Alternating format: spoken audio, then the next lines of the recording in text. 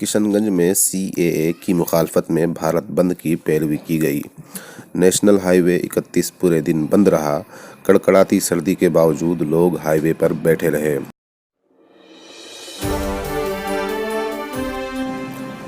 आप देख रहे हैं सदाए हक न्यूज़। मुल्क में नाफिज हुए गैर आइनी कानून सीएए के खिलाफ अपोजिशन पार्टियों की तरफ से 19 दिसंबर को भारत बंद की बात की जा रही थी, जिसका असर भारत की बेशतर जगहों पर देखने को मिला। बिहार के कई अजला में मुकम्मल तौर पर हड़ताल का माहौल रहा। वहीं किशनगंज शहर का बाजार भी बंद नजर आया। किशनगंज में हाईवे 31 को कचहरी के सामने हजारों की तादाद में लोगों ने जाम कर दिया। कड़कड़ाती सर्दी के बावजूद लोगों का हुजूम शाम तक हाईवे से नहीं हटा। इस एहतिजाजी मुजाहरे में नेशनल लेवल की सियासी पार्टियों से लेकर बिहार की छोटी बड़ी अक्सर पार्टियों ने हिस्सा लिया। साथ ही कई मिली व समाजी तंजीमों ने भी अपनी शिरकत का सबूत पेश किया। कांग्रेस, आरजेडी, एमआईएम, हम और राष्ट्रीय उलमा कौंसिल के कारकुन एक ही जगह बैठे हुए नजर आए।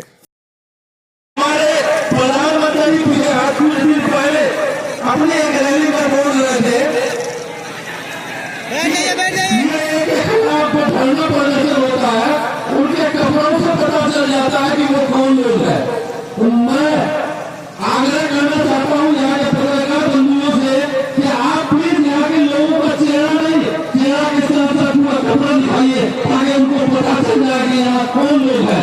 ये किसी कम्युनिटी का नहीं है, ये हिंदुस्तान ये सिर्फ मुसलमानों का नहीं है, ये पूरे हिंदुस्तान में माइनॉरिटी से लेकर के हिंदुस्तान के जितने सारे लोग हैं सारे लोग विरोध कर रहे हैं। उन्हें सिर्फ कपड़ा एक दिख रहा है, वो हमें आपस में लड़ाना चाहते हैं। सभी मुसलमान भाइयों को मैं सबसे पहले यहाँ आए हुए सभी लोगों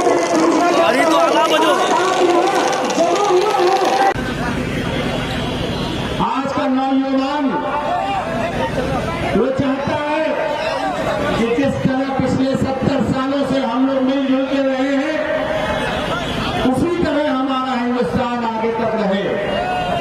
जो बंटवारे की राजनीति की जा रही है, उससे कोई हिंदुस्तान का लोग पसंद नहीं करता। बीजेपी इसको मजहब का रंग देना चाहती है, लेकिन हकीकत ये है कि लाइन में सभी 137 करोड़ लोगों को लगना पड़ेगा अगर ये कानून लागू हुआ।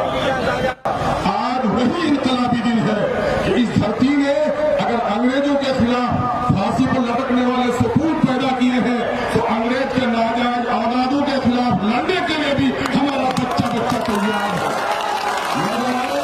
आज का दिन कैसा दिन है? कल तक हमारे मुल्क पर अंग्रेजों का जुल्म था। तुम शहीद किसे कहते हो? शहीद उनको कहते हो जो मुल्क की सरहदों की हिफाजत करते हुए गर्दन कटाए। लेकिन जानते हो कि मुल्क उसी वक्त बाकी रहेगा जब हिंदुस्तान का दस्तूर बाकी रहेगा। अगर मुल्क के सरहदों की हिफाजत करते हुए गर्दन कटाना शहादत है, तो हिंदुस्तान का संविधान का भी लंबा शहादत है।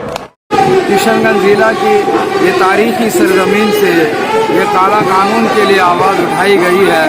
हम उम्मीद करते हैं कि सरकार की कान जो बहरे हो गई है, जालिमाना और मुतासिबाना अंदाज में अपनी डिक्टेटरशाही और तानाशाही के अंदाज में बैठी हुई है और पूरा हिंदुस्तान जल रहा है।